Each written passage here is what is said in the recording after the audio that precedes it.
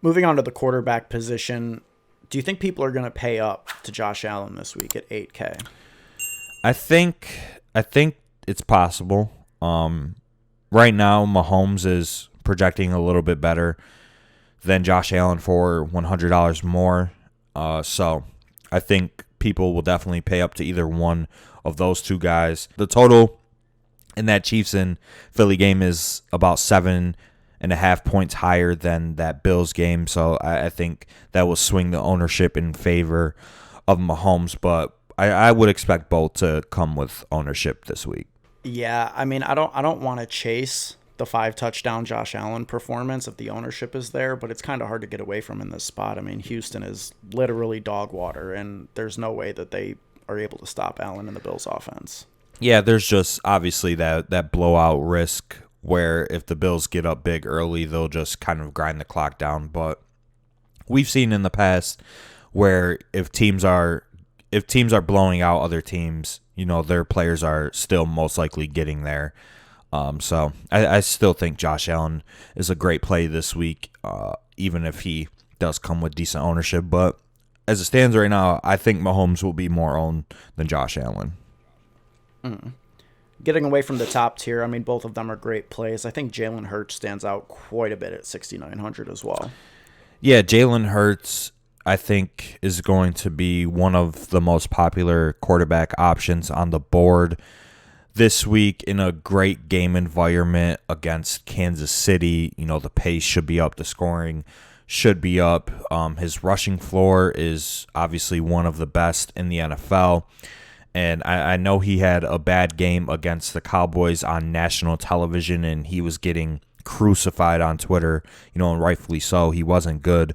But this is still, a top 5, top 6 fantasy quarterback option on a weekly basis in one of the best games on the slate, and his price is just way too cheap.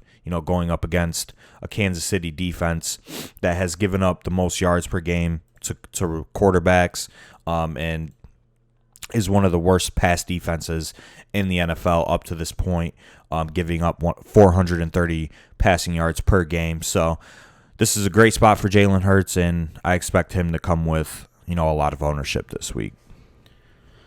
I know that, over the past few weeks we've talked about how, the field is sharper, and I don't know how well that's going to carry over to people's understanding of real life and fantasy being so different, because as bad as Jalen Hurts was in that Monday Night Football game against Dallas, he still put up 25 fantasy points. Like, if you're getting that at 6,900, you're not complaining at all. And we saw the Chiefs defense give up 100 yards rushing to Lamar Jackson in week 2. Like, I don't think they're going to be able to stop Hurts at home, in a bounce back spot. This Chiefs defense is just horrible, so it's a very good spot for Jalen Hurts. And obviously, there's always the possibility that the Eagles crater in this spot, like they did against the Cowboys, but I don't think they will. I think this game is too good to not target this week, and Jalen Hurts looks to be one of the best plays on the board.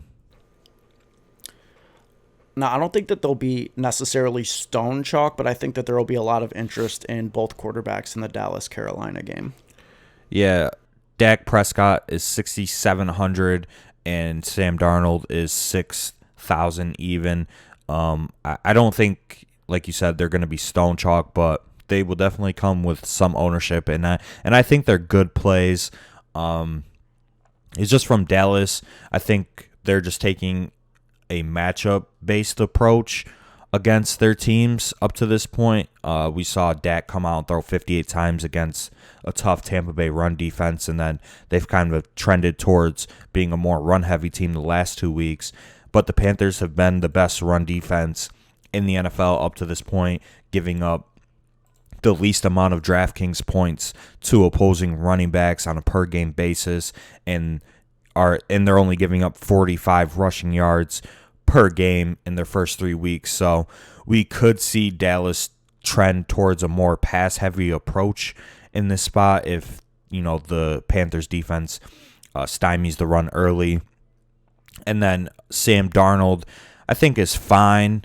The Dallas defense has actually looked pretty solid I would say this year. Cowboys passing defense has been one of the worst in the NFL, so I wouldn't be too scared about the Cowboys defense in this spot. I would just rather pay up, I would rather just pay the 700 or the 900 to get up to Dak or Hurts from Sam Darnold.